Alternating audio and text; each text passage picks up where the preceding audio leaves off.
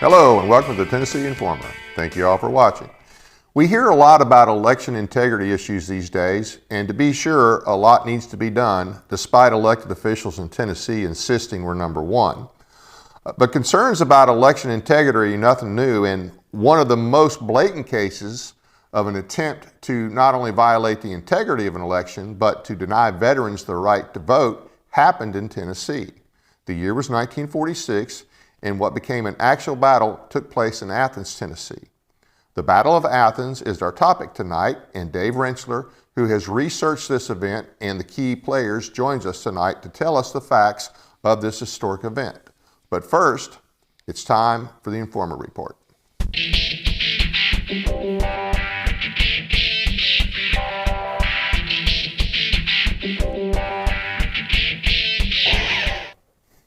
Trump tariffs in the Supreme Court. Well, so far, the court does not seem to be they do not appear to be on Trump's side so far on the issue of tariffs. And really, I can't believe that somebody in his administration didn't point out to him that tariffs are the responsibility of Congress, not the president. And even the law that he is using, the emergency law that he's using, according to what I have read and heard, it's never been used this way before. So we'll see how that turns out. And he's already pointed out that, hey, you know, if the court rules against him, this is going to cost us trillions. And it's really going to throw a wrench in his plan. So we'll just have to see. Like I say, they don't seem to be too inclined to go along with this. This could really be huge, and it could be huge in a bad way. But hey, we do have a Constitution. You have to follow it. And, you know, you should probably read it before you make big plans to do something like this. Well, Mamdani won in New York, as everybody knows. I just got to ask, how stupid are New Yorkers? I know it's a left-leaning city, a left-wing city, but do they not understand? Not only is this guy a communist, but he's an Islamist. So I think they're going to pay the price for their stupidity. And unfortunately, though, this is going to motivate more Islamists to run and more communists. The Red-Green Alliance is alive and well, and Mamdani is a poster child for it. The Red-Green Alliance is a reference to the Marxists and the Muslims in this country that are working together to take over this country. And they're doing it through the political system largely, although they do have their paid rioters, the Antifa types and whatnot. So, hey, it's hard to believe that the same place where our country was attacked on 9/11 has now elected not just a communist, but an Islamist. Tucker Carlson recently defended Mamdani and basically said, you know, well, in terms of charges of him being anti-Semitic, that was not true. Now, first off, I don't know how Tucker knows that. I don't know how well he knows the guy. And I got it. Just because you are anti-Zionist doesn't necessarily mean you're anti-Semitic. I think a lot of times that is true. But the guy's an Islamist. If you know anything about the doctrine of Islam, yeah, they are opposed to Jews. They are opposed to Christians. And they are opposed, their whole doctrine is at odds with our Constitution. So I don't know why Tucker would make a comment like that defending him against charges of anti-Semitism. I think it's pretty obvious that he is anti-Semite as well as he's anti-American and he's anti-Constitution. He's a communist Islamist. So I don't understand why Tucker is defending this guy. I also don't understand why our governor, Bill Lee, after the loss of the victory of Mamdani in New York, he invites all the liberal carpetbaggers to come to Tennessee. Now, think about it just for a minute. Just because they don't like Mamdani and they're afraid of what New York will become, these are not the people that you want to invite to come to Tennessee. The last administration in New York was not exactly conservative. There hasn't been a remotely conservative mayor in New York since probably Giuliani. So these guys are pretty far left. Just because they're leaving now that Mamdani's in charge doesn't mean they're not very, very far left. And to make it worse, he said, you know, we've got a economic council, economic development council that will help you out. Translation, he wants to give our tax dollars to New York businessmen to come here, relocate in Tennessee. That's just all kinds of stupid. I wish there was a way we could send him to New York. Trump invites an Islamic terrorist, Ahmad Shara of Syria, to the White House. Now, this guy was arrested. He was captured, not arrested, he was captured by our forces in Iraq several years ago, fighting for Al-Qaeda in Iraq. Now he's like the president of Syria. They put a suit on him. Trump had him in the White House today. He's bragging on him. Oh, he's a great guy. You know, we work well together, blah, blah, blah. This is insanity. You can put a suit on a terrorist. He's still a terrorist. I don't think this is going to end well. I'm really sad and sick to see it. You know, it's sad and sick to think about all the people that we went overseas to fight the Islamic terrorist. Now we put a suit on him and we invite him to the White House, and we're going to act like he's an honorable guy. That's just disgraceful. The Supreme Court refuses to hear the challenge to gay marriage.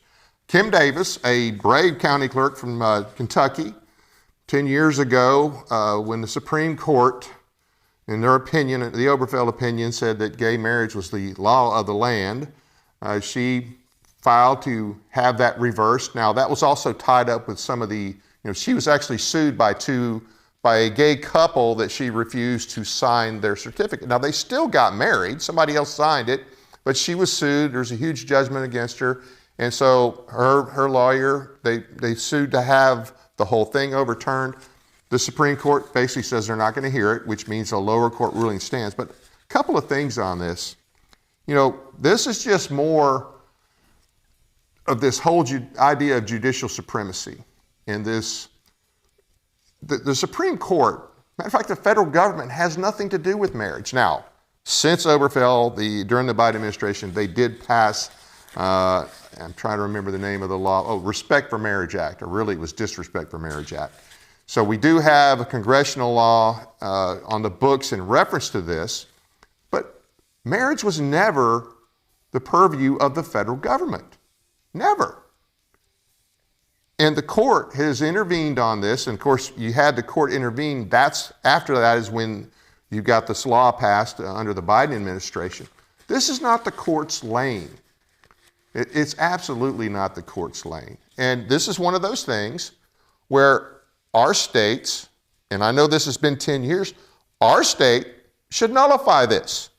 Tennessee has in their books a law, an amendment to the Constitution that says marriage is between one man and one woman. We should nullify this, okay? And don't tell me we can't do that. Number one, it's the state's responsibility to nullify unconstitutional federal actions. It doesn't matter if it's the president, it doesn't matter if it's the Congress, it doesn't matter if it's the Supreme Court. If it's not their lane, if it's unconstitutional, it's the responsibility of the state to nullify it, to say, no, we are not going to go along with this. And don't say, well, we couldn't possibly do that, because guess what? In 2022, there's the Bruin opinion on the Second Amendment, and basically says that states can't have more restrictions, any kind of restriction that wasn't comparable to something on the books in 1791. So if our state can nullify the Second Amendment here in Tennessee, I don't see why we couldn't nullify gay marriage. Now, there's a problem with all of that in terms of the First Amendment. Remember, the Bill of Rights, the first 10 amendments, were originally restrictions on the federal government. They were not restrictions on the state government, just the federal government. And they only became restrictions, and I know everybody's going to say, well, the 14th, no, that's total BS. You've been lied to. Go read the 14th Amendment. It doesn't mention any of the Bill of Rights. And the 14th Amendment was passed in 1868. In 1871, there was something called the Blaine Amendment that they attempted to pass. I think it passed the Senate but didn't pass the House, or vice versa. But basically what they wanted to do was extend First Amendment protections to the states. Basically make the states have to comply with the words of the First Amendment, which would allow the federal government to beat them over the... Guess what? It didn't pass. So how did we come to have the federal government take what was supposed to be a restriction on just the federal government and make it a hammer for them to beat over the head of the states? Well, we did get that through incorporation. The court did it. But they didn't start it until about 1925. Incorporation of the Bill of Rights is a total court fabrication. Total court fabrication. The Second Amendment, they didn't add that. They didn't say that was incorporated until 2010.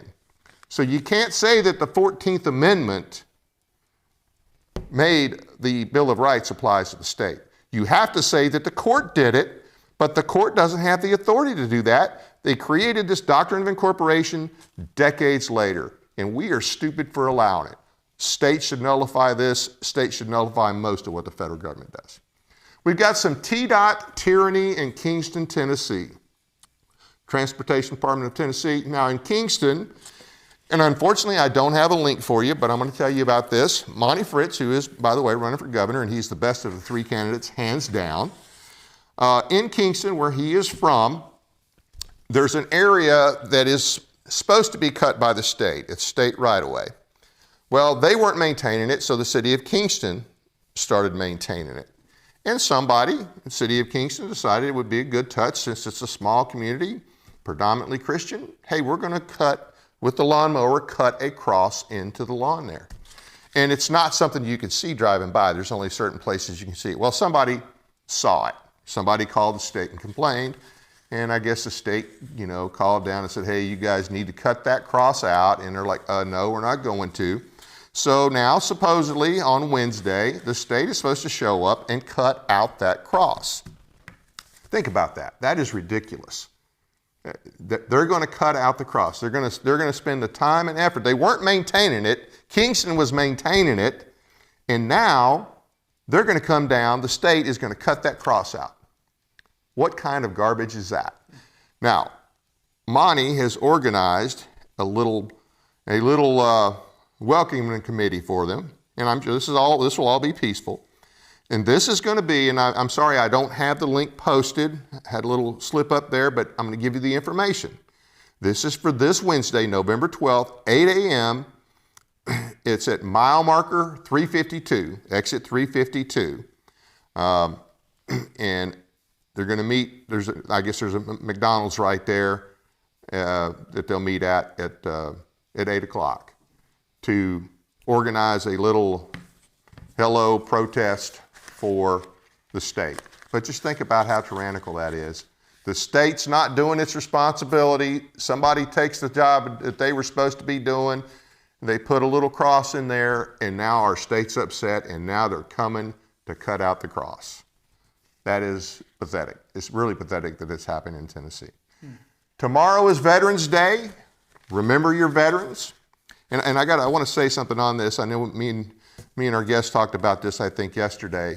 You may have seen this. There was a British guy on a British morning talk show, and he was talking about all of the sacrifices made. Now, tomorrow is Veterans Day. It's not Memorial Day, but still, we're talking about all the sacrifices made, and now they have lost all those freedoms in their country, in England, that those guys fought for. Mm-hmm.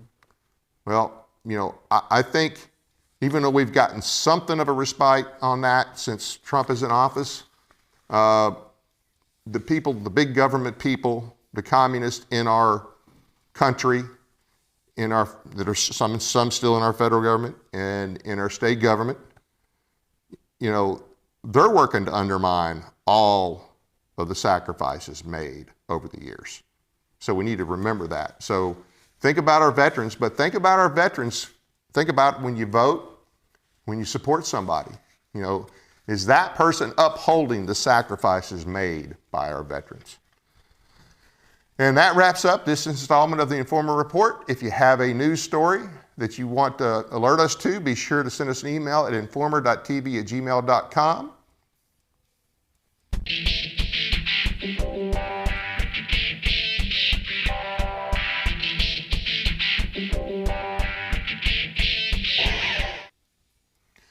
We'll be right back with our guest right after a word from our brand new sponsor, LifeWave. Discover the life technology created to fit and improve your wellness needs. Your wellness, your LifeWave. Light, the energy of life itself. Since the beginning of time, light has sustained us, fueled our growth, and shaped the world.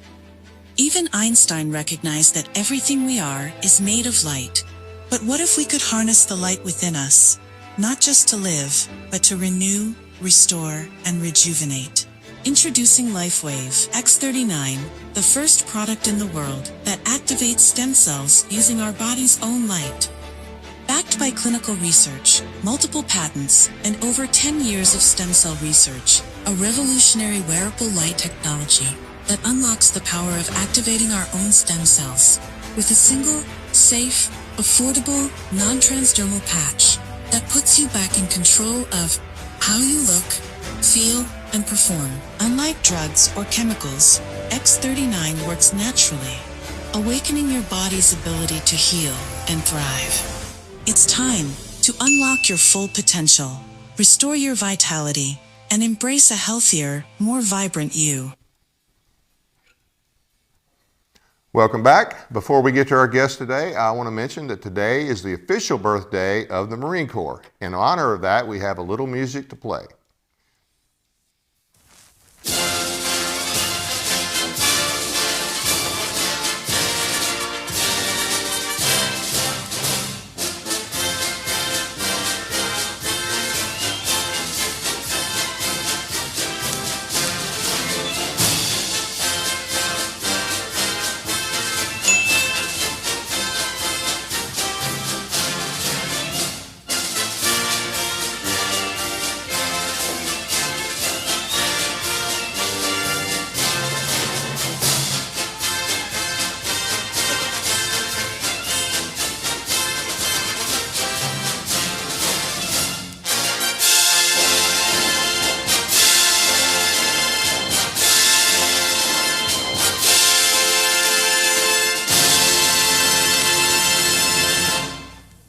And now to our guest, Dave Rentschler, a former Marine, by the way. Thank you for being with us. How are you today? I'm doing fine, Dave. Thank you. And that's one of my favorite songs.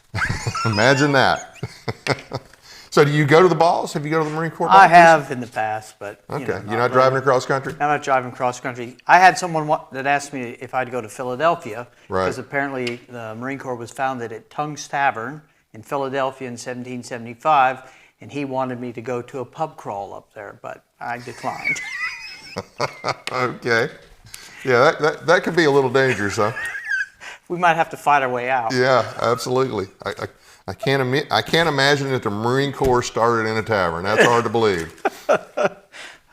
So other than being a former Marine? Oh, a little bit about, I'm a businessman. I sell electrical equipment. I travel across the country dealing with not the country, across the state of Tennessee, dealing with manufacturers that are manufacturing products. And so I get to go to a lot of places, meet a lot of people.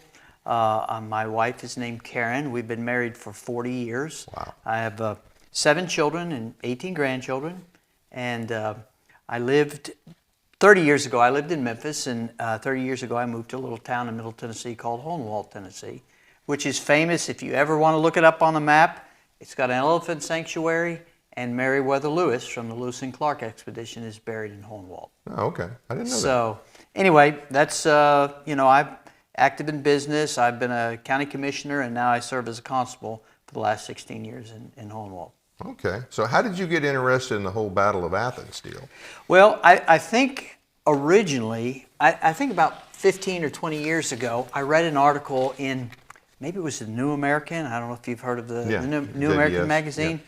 And then I just started looking into it. And then one of my family members actually moved to Athens, Tennessee, and about 3 years ago. And every year, Athens, Tennessee has a Battle of Athens festival. Okay. And they talk about the battle. They bring in relatives, which is a very interesting thing I'll talk about in a minute, about the battle itself, to talk about the battle. And then we go on a walking tour, because most of the buildings where this all took place in downtown Athens are still there. Oh, cool. So it's like living history. Next year will make the 80th anniversary. Wow. Now there's a Marine connection to this story too, right? There is a Marine connection to the story. The Marine connection is there was a 21-year-old Marine by the name of Bill White. He had actually been discharged from the Marine Corps prior to the end of World War II. But when this all took place, which we'll develop as we go on here this evening, he was really the voice when the people of Athens reached a point where they thought their election was going to be stolen again, right, which had been for many years, and he gave the direction and the voice. There are many unsung heroes. He's just one of them. A 21-year-old. 21-year-old Marine, but he gave the voice and the inspiration, and that's his picture, I guess we're looking at right there. Yeah. Bill White also, one of his relatives was the founder of Knoxville. Oh, wow. So it's just, interesting. And so I love history, so I just go down the rabbit hole and keep chasing things. Okay. So what were the causes and everything? What led to this situation? Well, what was happening, if I might just say one thing, just as because you were in the military as well, we each took an oath of office that said we would defend the country against enemies, both foreign and domestic. Yep. And so this story about the Battle of Athens is really about the domestic part of that story. Yeah, absolutely. So you ask me what was going on at the time as far as what happened. Well, Athens, Tennessee, since about 1936. When I tell people the Battle of Athens took place in 1946, they usually say, "You mean 1846?" I said, "No, 1946." Right. In fact, it's commonly referred to as the only second American Revolution that actually was won.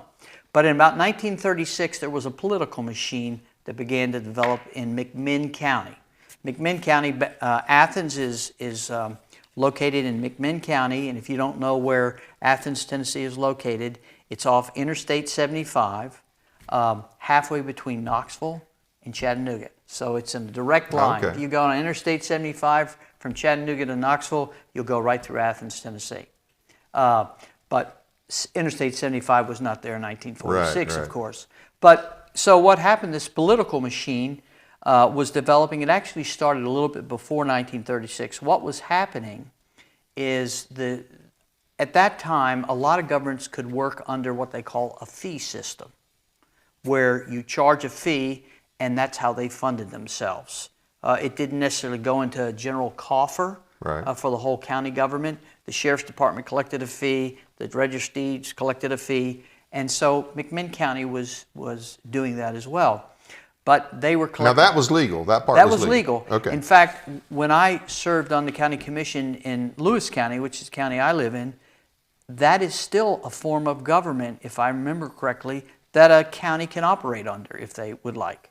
There are three models. There's a fee system and two others. I don't remember the name now, but they could still operate under that. But what was happening is the sheriff at that time was collecting fines or fees for everything. He was fining people for, appearing, okay? Right. And so the political machine that started in 1936, it was a gentleman by the name of Paul Cantrell. Paul Cantrell, he was a member of a wealthy family in McMinn County. His parents or his father owned the Etowah utility company. Okay. And then he worked for the railroad. The railroad was very big in McMinn County at that time. And for a little bit of history about McMinn County that gives a little bit more light is McMinn was founded in 1819. The Trail of Tears goes right through McMinn County. Okay. And the Indians and the white people lived together quite well there. It wasn't until Andrew Jackson did the Trail of Tears that he separated those people and brought them out of that, forced them out of that county. But anyway, so Paul Cantrell, he decided to run for for sheriff in 1936 under the guise that he would clean up the fee grabbing of the sheriff's deputies.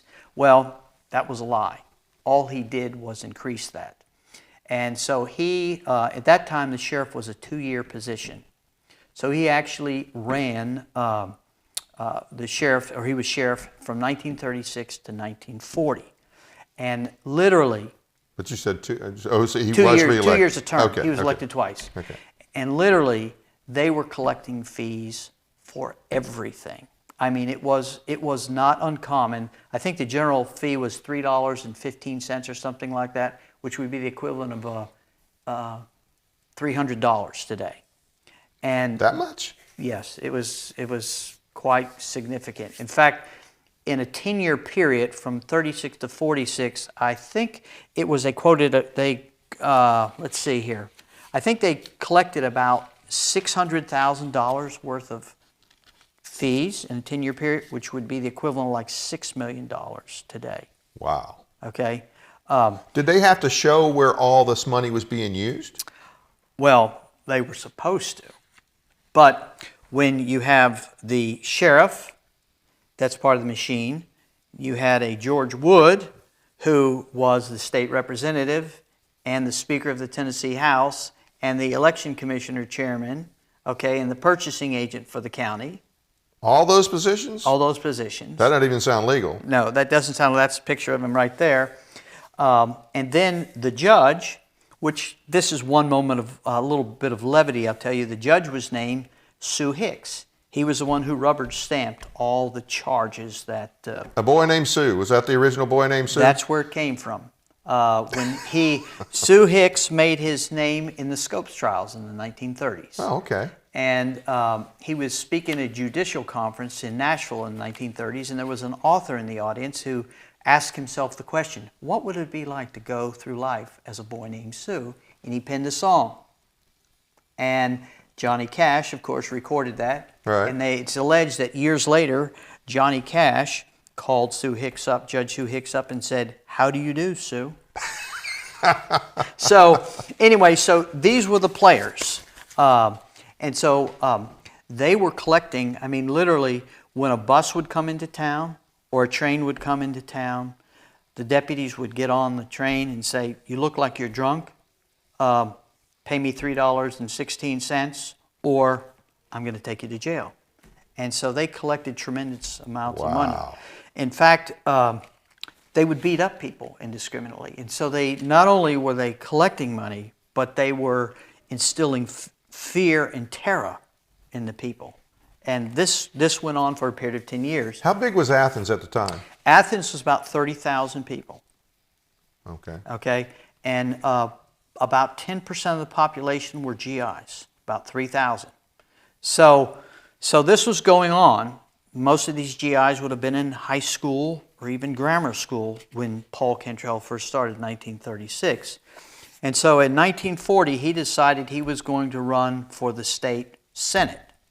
And he was going to take his chief deputy, was a guy named Pat Mansfield, and he was going to have him run for sheriff. Okay?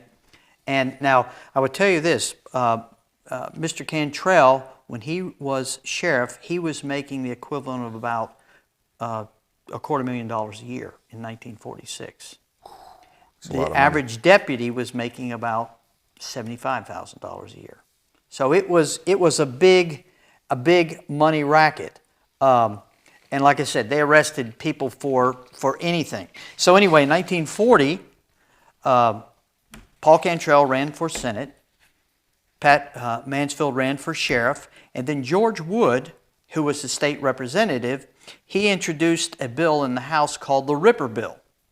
And what the Ripper Bill did was there were approximately 22 voting precincts in McMinn County. And they reduced the number from 22 down to 12. Okay? And then they removed the county court, which at that time was made up of justice of the peace. They had 17 justice of the peace. Yeah. They reduced that from 17 down to 12.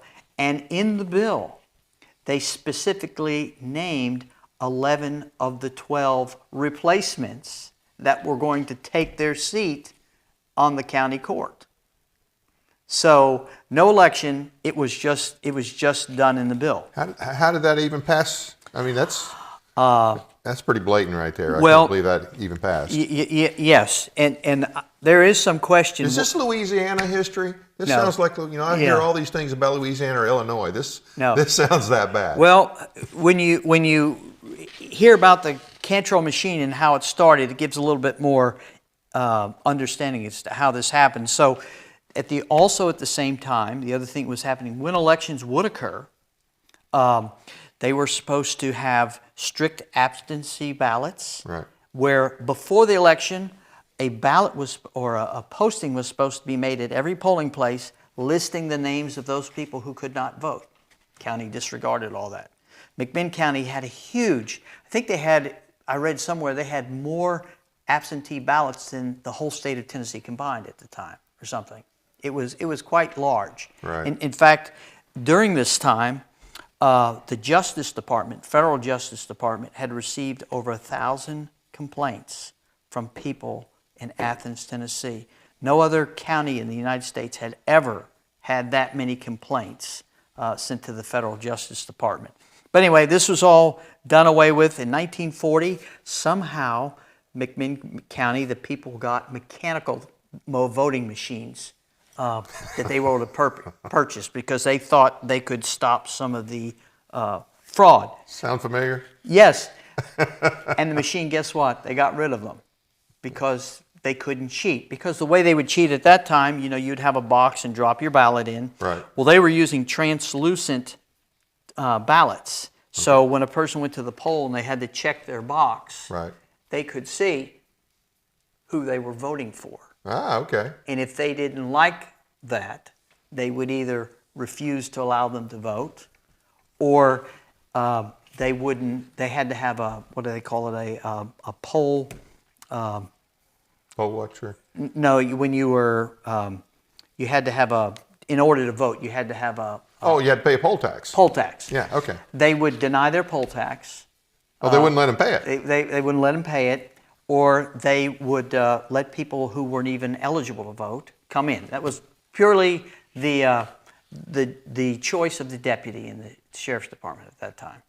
Good and Lord. So this is how they controlled it. There was one case I read about where Paul Cantrell, for the election, after the election took place and they went back to count the ballots, he took the ballots back to his business, had 20 Tennessee highway patrolmen surround his house and would not allow any poll watchers or judges to go in there when they counted the votes. And part of this, which I'll get into, is the governor. This corrupt machine, McMinn County was just one area. There was a corrupt machine that went across the entire. Who was the governor at the time? The governor, I don't remember his name, but the gentleman that was the originator of the machine was a gentleman by the name of E.H. Crump. Okay, Mr. Crump, he lived in Holly Springs, Mississippi. He was the son of a Confederate cavalryman, and they're very poor, but he got into bookkeeping, and he ended up getting a job bookkeeping in Memphis, and then he eventually bought a saddlery company, and then married someone in prominence in the Shelby County area. Yeah. And from that, he decided he was going to run off to office. Now, part of this... So he went from bookkeeping to book cooking? Well, he went from bookkeeping to cooking. He became a councilman. And, you know, at that time, in that era, 1930s to 1946, FDR was in office. So it was very popular to be a Democrat, and all the programs, you know, everything that was going on. And so what Mr. Crump did, he ran for city council, and they put him on what they call the police board.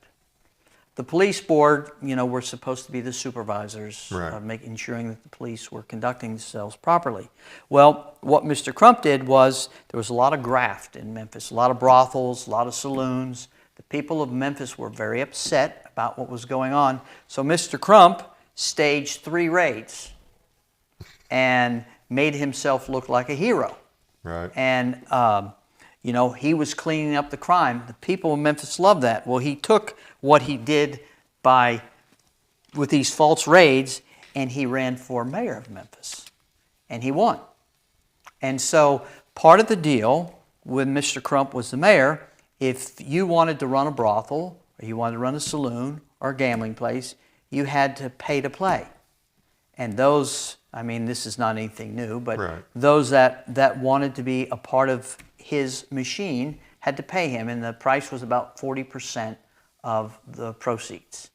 So Mr. Crump made a tremendous amount of money by collecting these proceeds from the people in Memphis, or from these establishments of ill repute, you might say. Right. And so with that money, he was able to finance campaigns across the state of Tennessee, pay off judges. He was able to control everything. In fact, they said when Mr. Crump said, if he said, Dave, you're going to be the governor of the state of Tennessee, you would be the governor. Because not only would he have bought everyone off, but he hired so many people in Memphis and his political dealings, getting people off tickets and everything else, that he could deliver Memphis as a block. Wow. And so, but he had the reach all the way out to McMinn County. Yeah, McMinn County and Polk County, which is next county to McMinn, were probably his two most faithful counties. In fact, McMinn County is about 400 miles from Memphis. Dayton, Ohio is closer to McMinn County than Memphis is. But it was the southern rural counties that Mr. Crump was very strong in. And to tell you how much power he had is in Memphis, they had a law that was on the books that if someone thought you were derelict in your duty in your political office, that if they could get the DA to agree with that, you were gone. No trial. No trial.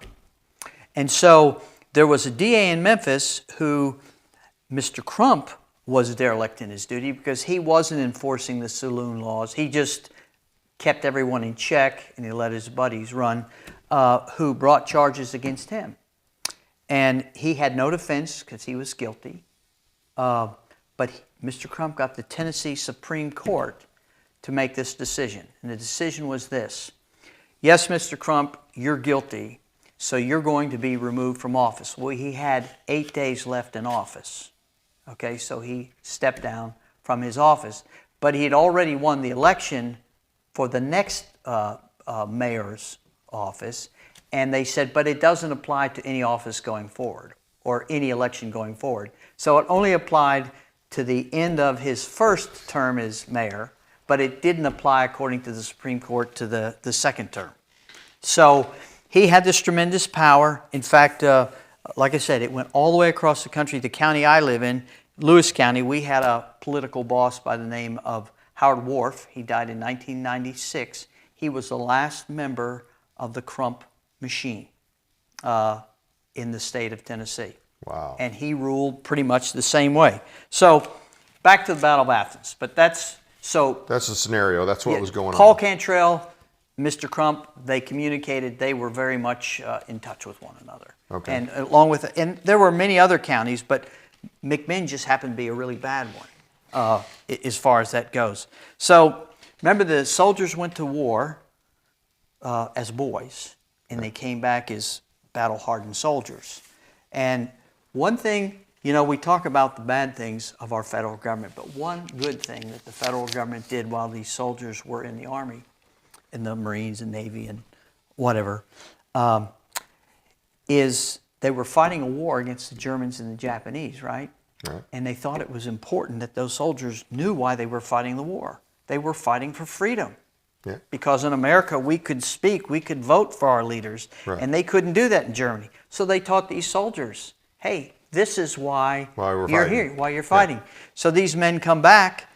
Obviously, Germany and Japan didn't have free elections, and guess what they realized when they came back to McMinn County? They didn't either. They didn't either. And so because the fee grabbing was so great, I mean, it was tremendous. And one of the things I'll say about Bill White, who I mentioned earlier, the young Marine, before he had gone off to war, he had experienced 2 events with the machine that really sort of set the stage for him. One, there was a gentleman by the name of Hap Johnson. He was 60 years old. He had 3 children. He was a widower. And to make extra money, he would walk in 3 miles into town every day to pick up papers so he could deliver papers in the community. Well, he was coming home one day with his children, and he had to relieve himself, so he stood behind a billboard. One of the deputies of the Cantrell machine saw him, literally beat him to death in front of his children, killed him. And Judge Hicks would not even bring it before the grand jury. And then there was another case that Bill White experienced where when he was about 11 years old, one of his classmates came into the class one day and was very sad, And the night before, the deputies were upset with his 22-year-old brother and broke into their house and shot his brother in front of his wife and his brother's wife, and no charge was ever brought. And then there was another abuse that took place with GIs. There was a gentleman by the name of Earl Ford. Earl Ford was in the Seabees. He'd come back home on leave after being out for 16 months, I think, away from home. And they went to this club called the Halfway Club to listen to music and get a couple drinks. And he asked to make a phone call. The proprietor of the establishment said, "We don't have a phone here," so he decided to leave. So he and his buddy left. Well, as they were going out, one of the deputies, a deputy named Minus Walford, Minus Walford was his name. He was probably one of the most evil of the deputies, and he had just hired 2 new deputies that were both prison releasees. Okay, and deputized them. And so they figured that GIs, they came home from the war, what did they have in their pocket? Money. Okay, it was an easy way to get money. So they met this Earl Ford out in the parking lot. They charged him with being drunk or something, and started beating him up with billy clubs. And one of these former prisoners or prison releasees, new deputies, pulled the gun on him, and he held his hands up, and he said, "If you move, I'll shoot you." He shot him anyway, and Earl Ford died 20 minutes later. And the epitaph in the Athens, Tennessee Post-Athenian, their newspaper, said, "Earl Ford, killed in the service of his country in Athens, Tennessee." So these were the type things that were going on in Athens, Tennessee at that time. And so then there was one other shooting. Didn't kill the servicemen, but they shot the man just because his wife had said something to Paul Cantrell's wife. She was upset with how they were operating the county. And I was just getting ready to ask if there had been any pushback by the citizens at this point. Well, at this point they were terrified. Right. People did not go out and vote. So what ended up happening, these GIs came back, they saw all this stuff that was going on, and they began talking amongst themselves. We're not going to live this way. Because now they knew they didn't have to live this way. Yeah. And so they started talking about forming a party where they were going to run for office. So they formed what they called the GI Party. It was nonpartisan, 3 Democrats and 2 Republicans. But their promise was going to be this: every vote will be counted as cast. That's the only thing that they could promise the people, that every vote would be counted as cast. So they started meeting secretly. They met in the Robert E. Lee Hotel, which another interesting note is if you went to... got a picture of that. I got a picture, yes. That's the Jim Buttrin on the top, who is the campaign manager, and then the 5 below, Knox Henry and the other gentleman there ran for all the offices, sheriff, county clerk, register of deeds, and they were all World War II veterans. Okay. The gentleman on the right, I think his name is Charles Pickle. He was actually a World War I veteran. He looks a little older than He was like 51 or whatever. Oh, wow. Interesting story I'll tell you about him. We go along here as well. But they started meeting secretly, and the people of Athens or McMinn County were afraid, but they were hoping for change. Right. So these servicemen, I started to tell you about the Robert E. Lee Hotel. It was considered at the time, between Knoxville and Nashville, the most majestic hotel in that area at the time. And I think it's interesting that before they built that hotel in 1930, there was another building, and that's where Sherman had his headquarters on the way to Atlanta. I thought it ironic that they named it the Robert E. Lee Hotel. Yeah. It's still there today. Good, good. But anyway, they started campaign headquarters, and they started having open meetings. They started talking about who was going to run, and they selected the 5 members to run. And so the Cantrell machine didn't take... There's a picture of that. Oh, that's the headquarters right there. Yeah, that's the campaign headquarters right there. And then right down the street, there's another tire company called, that's the GI headquarters. and there's a company called S&K Tire Company. I'll tell you about that. That was owned by a gentleman by the name of Otto Kennedy, who was the chairman of the Republican Party in McMinn County, Tennessee. But so the GIs, what they were doing is they started organizing. The Cantrell machine didn't take too seriously what they were doing until about a week or two before the election.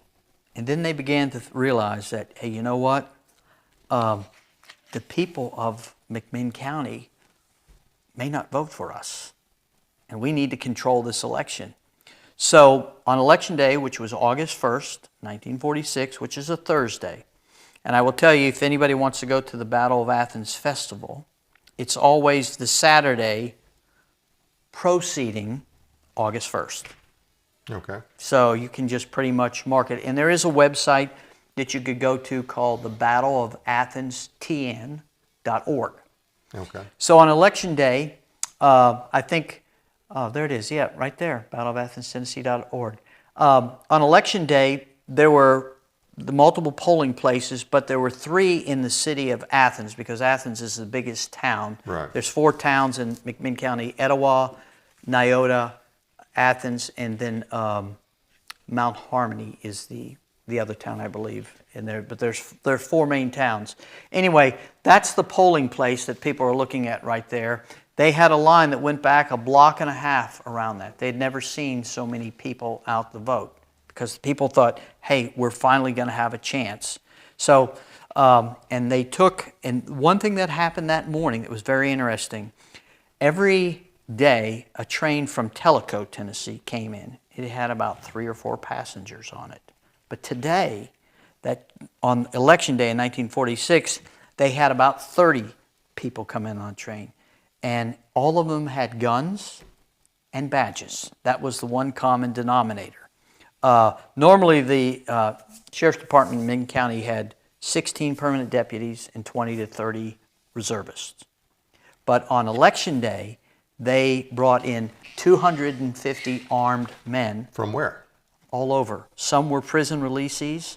I think the governor of the state had actually released a man convicted of rape to come in and help to keep the peace. So, and who was the governor at that time? I have to go back and look. If you hadn't asked me the question, I'd tell you. But they brought in 250 men. They stationed them all at the polling places. The GIs had organized and had GIs at all the polling places to make sure things that were going. So how many GIs are involved at this point?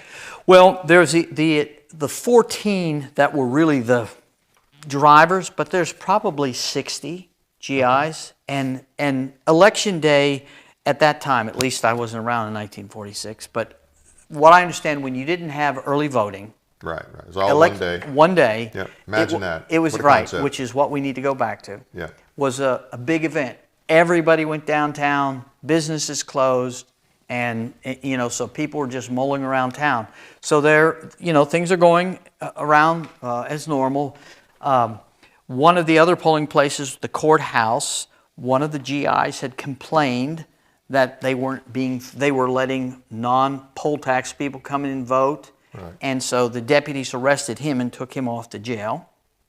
And so this type, they say that the best communication in the world is not a radio, is not the internet, it's over the back fence, people to people. Right. And so this information was beginning to disseminate through, in the towns. People were getting very agitated about what was going on. Right. And so things trucked along until about 3 o'clock that afternoon.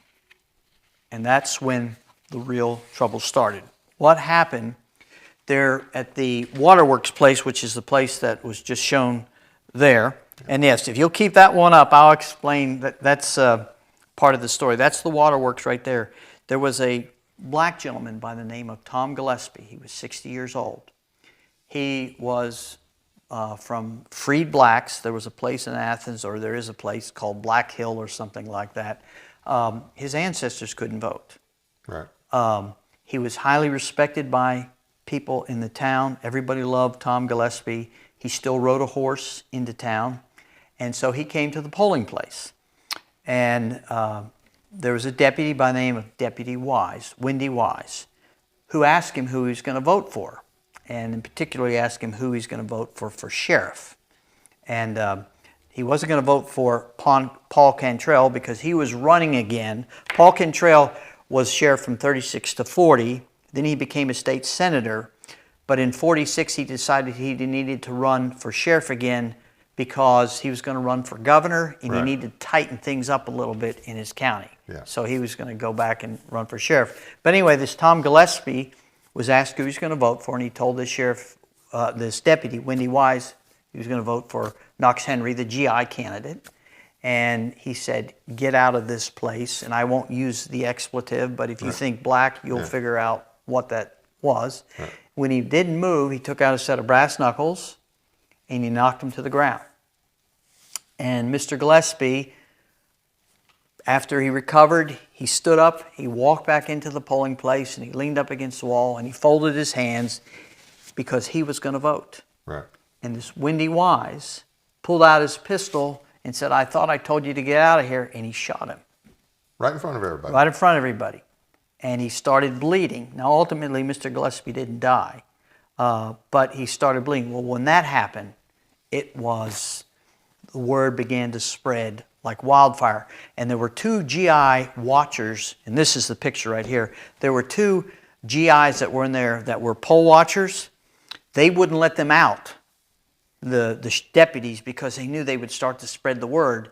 And so they waited for the opportune moment. In the picture you're looking at right there, the two gentlemen jumped out through the front window. And if you look very closely, right at the door in the center, you'll see a guy that's standing right in the middle. That's Deputy Windy Wise with a pistol. And then if you look by the black car, the one on the left, between the one on the left and the next one, you'll see a man with raised hands.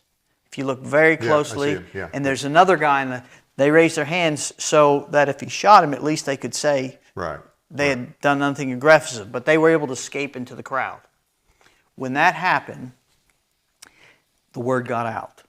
And so immediately the sheriff, Pat Mansfield at that time, he shut the polls down and they started gathering all the boxes. Now, in the rural areas where people were voting, they had deputies out there too. What the GIs instructed the people to do was to stay at the polls until the votes were counted and circle the polls.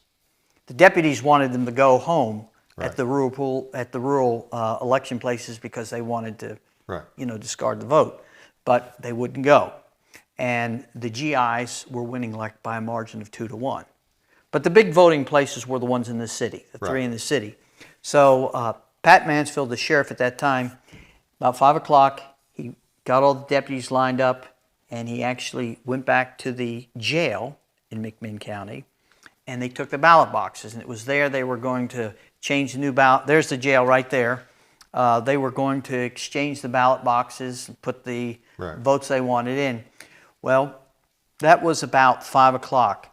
So the GIs didn't know what to do because they saw that the election was literally going to be stolen right in front of their face. And once the election was certified, which would have been on Monday, it was done. Yeah. And so Bill White, our Marine again, was down at the GI headquarters. And the soldiers ran down there, what should we do? And so Bill White said, well, we're not going to win this by votes. Go home and get your guns. And so the soldiers ran home, but they came back and they didn't have, he said it was a mixed bag of calibers and it wasn't really well supplied. But somebody in the crowd said, you know what, we know a place here in town where we can get it. And so there was a National Guard armory in the town of Athens. That's the picture of it right there. And so one of the GIs said, we'll drive down there with a truck. So they went down there. The sergeant who was over, this is his little funny story for you, the sergeant who was over the armory there, when the GIs came up and they said, we want you to unlock the door, he said, I don't know where the keys are, but they're not in my pocket. So they got in, they took 60 rifles, they took 2 Tommy guns, And by that time, it was about 7 o'clock. And they were gathering, across from, because the deputies and the sheriff and Paul Cantrell were all in the jail now. About 250. They're about 60 now, because the other deputies were still at the front. About 60 were in the jail. And so about 7:30, it was just starting to get dark, and they had the guns. Now, there's one thing I will show you. That's in front of the jail. There's also a picture that shows where the GIs were located. They sit on a knoll of a hill right there. In that picture, the GIs were on the knoll of that hill right there. And that's about 50 yards diagonally from the jail. Okay? And so they went to the GI polling place, and they came up the back street, and they all lined up on the top of that bluff right there. And so they could shoot down at the jail. Well, about 7:30, they kept demanding that they supply. In fact, it'd be hard for me to show you in this picture, but if you look at the top left corner of that picture, which would be about the 10 or 11 o'clock position, that's right where the knoll is located. And then if you go to right about the center of that picture, you'll see a dark black roof right in the center. That's the jail. Okay, so they were firing from that knoll of the hill over that way. So what happened was they had the rifles. They grabbed all the bandoliers and ammunition that they could possibly get. And finally, the sheriff's deputy said, if you want the mounts, you're going to have to come and get them. And so Bill White, again, pulled back the bolt of his rifle, let it go, and they heard somebody scream from the jail, "Hey, that sounds like the bolt of a rifle." And the fighting commenced. Wow. And so they volleyed back and forth. There's some. Yeah, that's the only actual picture of the Battle of Athens where a soldier had a gun in his hand. That was right across the street. There was a house, and you notice the one gentleman covered his head because they didn't want to be known. But they volleyed back and forth all night. And now the thing that's interesting about this too is because the soldiers were on the knoll of the hill, the backside of the hill was a safe area. Right. And so moms and girlfriends and everything, they were bringing food and snacks, so they would retreat, go back and get something to eat, and then go back to the top of the hill. Well, this went on all night till about 2:30 in the morning. Early in the evening, one of the GIs went to Bill White and said, "I know where there's some farm dynamite that the county uses, to blow out tree stumps and things." Yeah. He said, "Get it." Good. So this went on to about 3 o'clock in the morning, and finally nothing happened. And so they took one stick of dynamite, they threw it. They said a loud bang, nothing happened. They did a second one, nothing happened. You mean it didn't go off? No, it went off, but no response. Okay. The third time, they took 5 sticks and they threw it at the front porch of that jail. Right. And I think it blew the front porch off.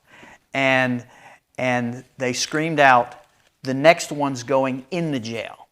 And they heard, "We surrender." And at that point, the jail door opened. All the deputies, now about half of the deputies of that 60 that were in there had escaped. They jumped out the back window and ran because these guys were mercenaries, And so they brought them out. That's what the front of the jail looked like. They turned over the people were involved in this, and the soldiers. They turned over the cars. All the deputies' cars and everything. They brought them out. That one deputy, Wendy Wise, who shot that gentleman, they roughed him up a little bit in front of the jail. This is another deputy who, right when that picture was taken, somebody came behind him and slit his throat, and his in-law, who was with the GIs, actually saved him. He pulled him quickly so it didn't cut his jugular vein.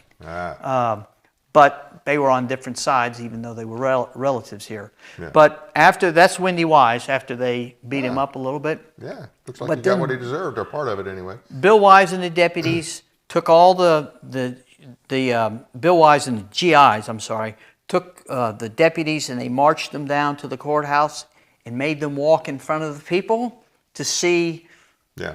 You know, so the people could see who had done all these things to them, and then they took them to the jail, and they locked them in the jail. Now, what happened here, there's a picture of the deputies in the jail at that time. What happened at this point, first of all, and I think this is a pretty honorable thing, there's one of the GIs who was part of the GI party, his name was Ralph Dugan, Ralph Dugan. He realized that people were getting pretty anxious because, you know, they had just conquered this, and he said, he stood up on top of a car and he said, gentlemen, he said, we have taken and got what we wanted without anyone being killed. So no one was killed. And he said, let's treat these people with more respect than they treat us. And that seemed to calm the crowd down. So they took them to jail, and then that next day, what happened? Believe it or not, the GIs took every rifle, they went back to the armory, they cleaned them, locked them up, and locked the armory. So everything was kept in place. And the GIs, when they finally certified the election, the GIs won by a margin of 2 to 3 to 1. Right. What happened though? The election was certified on a Monday. Right. The Battle of Athens took place on a Thursday into the second Friday morning. Right. So they had the Cantrell, who was the senator at the time, he resigned immediately. Pat Mansfield, who was the sheriff, he left town that night and never came back. Okay. George Woods, who was the state representative from his hotel in Chattanooga, called and said, all the GI candidates have won, okay? But they had to still wait 3 days. Right. So the GIs and the people of the town met at the courthouse, and they voted an interim, like mayor, right. 3 positions, and then the GIs, along with the citizens, and they said there were over 1,000 citizens that helped. They set up patrols in the town to ensure there was safety, right. And that nothing happened.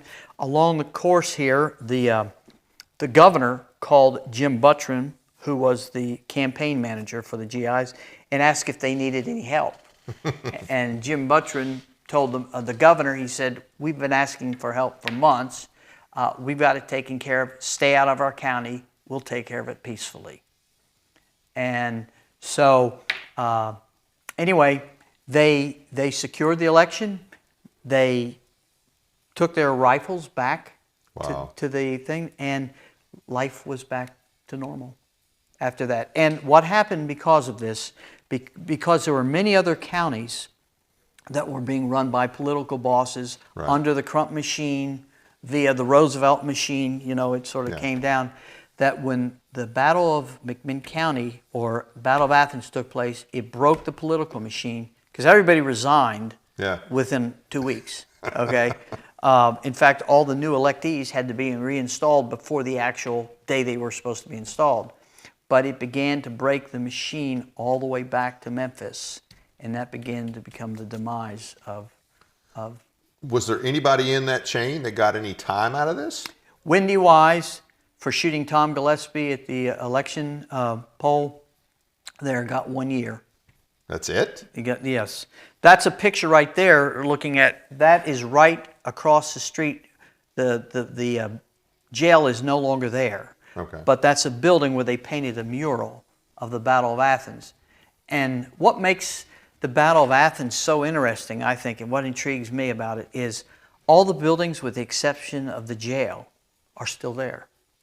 In fact, there's a building right down from this building you're looking at with the mural here on a street called Hornsby, where there were lights on at night, and the GIs were afraid that they could be seen by the deputies, so they shot the building.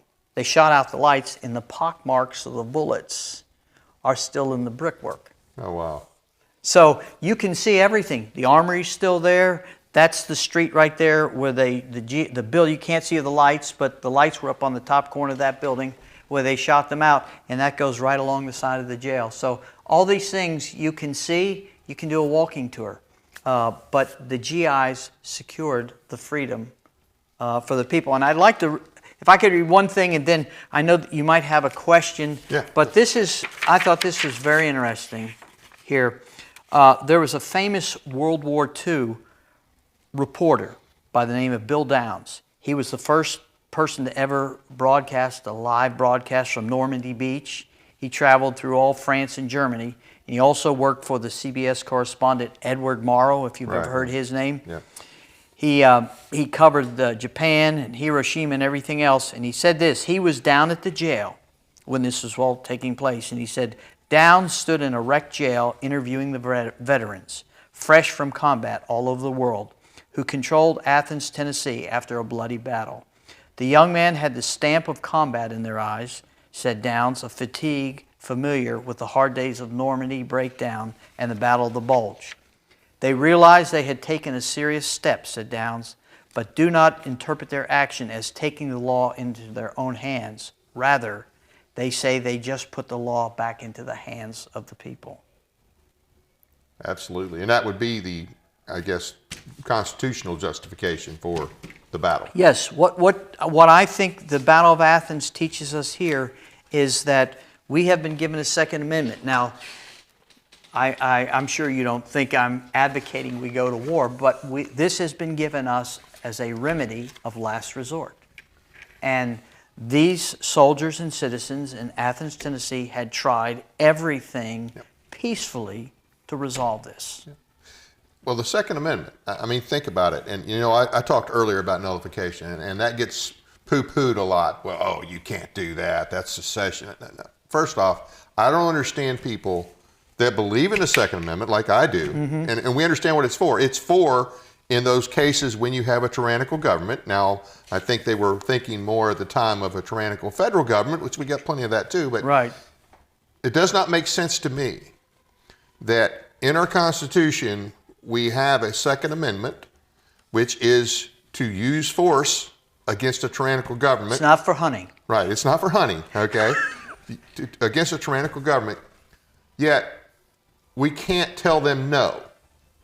Why that not? Makes no sense. How do we go from, I mean, the 10th and the 2nd go together. Right. It's going to be 10 or it's going to be 2. Right. And you can follow that up with your favorite adjective. That's right. Okay, but that, I mean, that's the way it was set up. Right. I mean, to think that you can't tell the federal government or your state if you have to, no, it just doesn't make sense. That's why we have a second, in the state of Tennessee, we have Section 26 of our Declaration of Rights for the exact same purpose, when the government becomes tyrannical.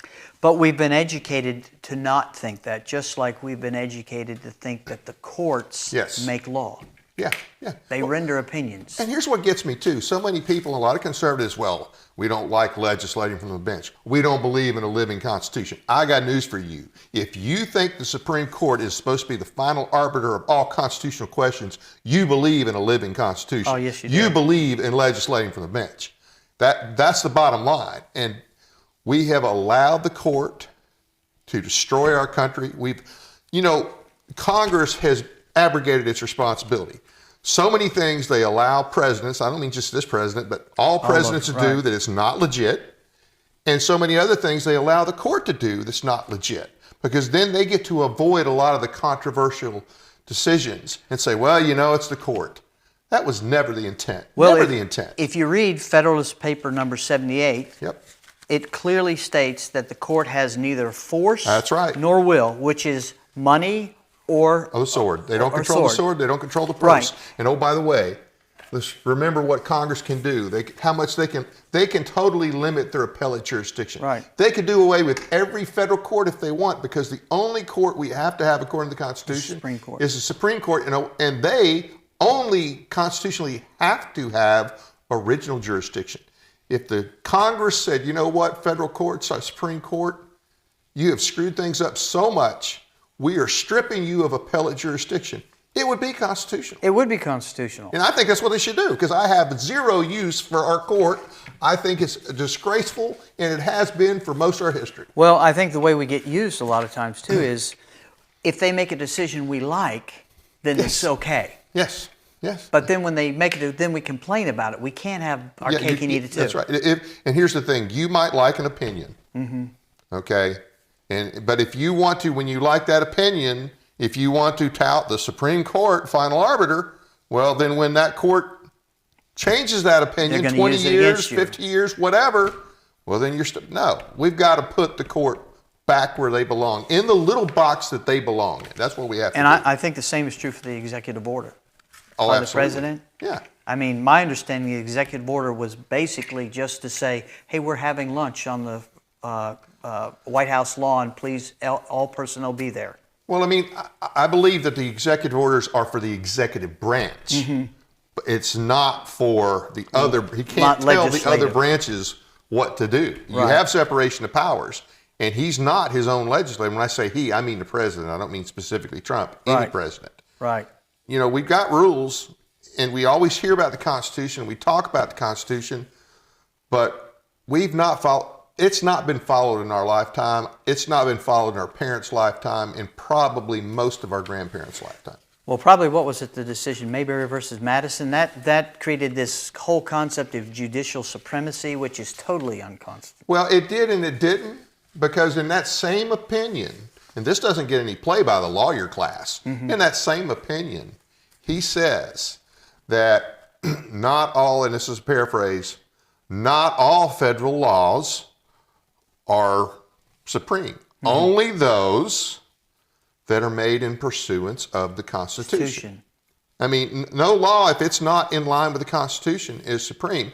And just because he said that it's our province to interpret the law, that doesn't mean that the executive branch doesn't have a responsibility to, well, wait a minute, this judge is obviously way off here. This court is obviously way off. Right. That's not, I didn't swear an oath to the judge. Right. I mean, if you think about it, if you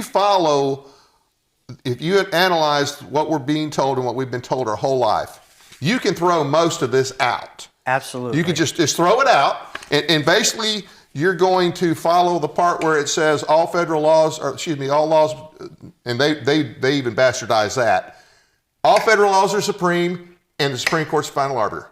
That is what they have told us and sold us. You can just throw the rest of this out if that's what you accept. Absolutely. But that's what we've accepted. That is what we've accepted. We would not have all this garbage of gay marriage. We would not have people trying to shut down your state, and this is the way it worked originally.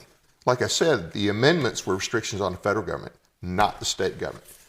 And I'm not advocating a state religion, but states had it up until the 1830s. There were at least 2 states that still had state religions, which tells me that what they meant by the federal government should have nothing to do to prohibit or promote a religion, that meant the federal government. That's it. That's all it meant, was the federal government. Well, I'll tell you a really interesting question I ask people from time to time, and generally they'll answer right even though they don't know why. And the question I ask them is this: tell me who created who? Did the federal government create the states, or did the state governments create the federal government? And most people, I would say 90% plus, would say, oh, well, the states created the federal government. I said, then why are we subservient? Right. Absolutely. That's a good question. You know? And as a matter of fact, if you look in Article 7 at the back of the Constitution, it talks about the states. It talks about that, we needed 9 states to ratify this. It was the states that created it. Right.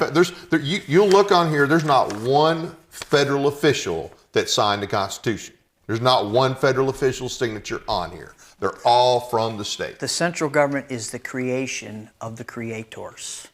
Yep. Yeah. So, and can I make one more quick comment on this, just in closing? Absolutely. I would like to encourage anybody that if you haven't, if you would like to know more about the Battle of Athens, that there's a book by Chris DeRose called The Fighting Bunch, and you can find it on, any number of bookstores. But one of the most intriguing things, I guess you want to say, what intrigued me about the whole Battle of Athens, is that the attorney, after they had won the election and they had got the voice back of the people, he said, they're going to come after you, meaning the federal government. They're going to try and prosecute. So J. Edgar Hoover sent men down to Athens to investigate who opened the armory, and nobody knew. Okay? They asked him, do you have an account of the ammunition? They said, we never keep account of the ammunition. So why would we do it now? And so that FBI agent said, there's not enough evidence here to prosecute, and even if there was, nobody would talk about it. Yeah. So, Yeah. but what I find very interesting is that in order to protect themselves, the men, the GIs, they did not talk about this event for almost 50 years. Really? They did not talk until like these men were in their 60s and 70s. Yeah. And so in the book I have some autographs from some of the children or grandchildren that their father or grandfather was involved in it.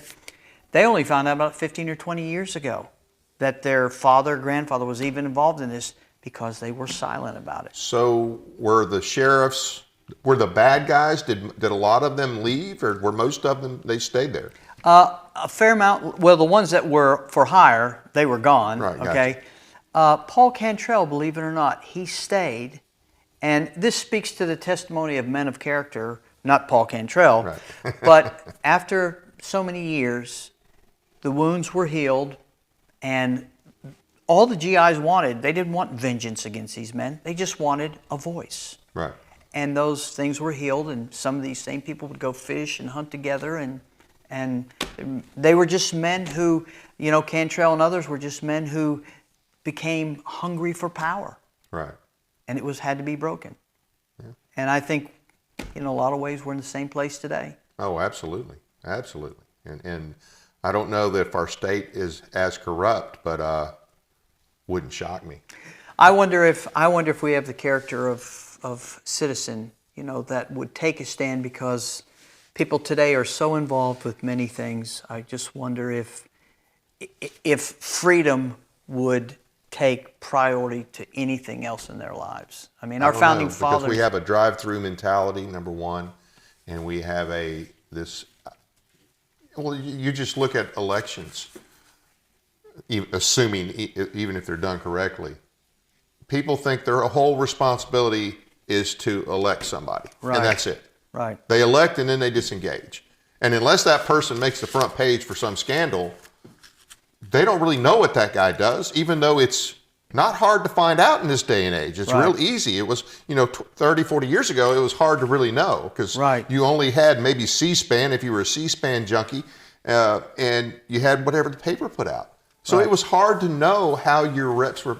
It's not hard to know now how your reps, whether you're talking at state or federal, how they actually vote. That's right. not hard to know now, but most people just, oh, I've done my duty. I elected him, and man, he didn't follow through, or she didn't follow through. And there's not enough involvement, especially at the state level, because everybody is so focused at the federal level. Well, guess what? While you're so focused at the federal level, they just have even more power. You have to force your state to take control back of what belongs in the state's lane, which is most things legitimately are state issues, not federal issues. Well, one of the things I would say that we could also learn from the Battle of Athens is that if you really want change in your communities, you can't leave it to the federal government. Like right now, where we have the federal government going into the cities to take care of crime. No, the people that live in those places, they need to get upset enough with things to say, we're taking our city back. And the state, that should have been a state. If troops were going to be sent, and not just this governor, he's not the first governor that failed Memphis. Okay, he's one in a long series of governors and legislators that failed Memphis. Mm-hmm. And we wouldn't have anybody there now if Trump did kick this off, but that's not his lane to go clean up crime. I would have rather that he gone to the local sheriff and said, Sheriff, deputize as many men as you need, and tell me what resources you might need. Absolutely. Would have been better. Would have absolutely been much better. So, hey, thank you very much. Definitely have you back. Hey, thank you all for being with us. And unfortunately, our guest for the second show tonight, Dave Benner, will not be able to be with us, but we will schedule him for a later date. It'll be in January sometime, and we'll get that date to you. I want to thank the audience for taking the time to watch our program tonight. It doesn't cost anything to subscribe, so please be sure to hit the like and subscribe buttons, as well as the notification bell, so you never miss an episode. We appreciate your support. Thanks again to Jonathan and Mary for their great financial support. You guys have made a huge, huge difference, and we really appreciate that. Check out our audio podcasts on iHeartRadio, Spotify, and other platforms as well. Sign up for our weekly newsletter at our website, tninformer.com. Find and follow us on Facebook and Twitter. Our guest next Monday will be Tiffany Boyd, here to discuss ALEC, the American Legislative Exchange Council. It may not be the good conservative organization many claim it to be. Join us next week and find out why. Hope that you can join us next week. Now, one other thing before I go.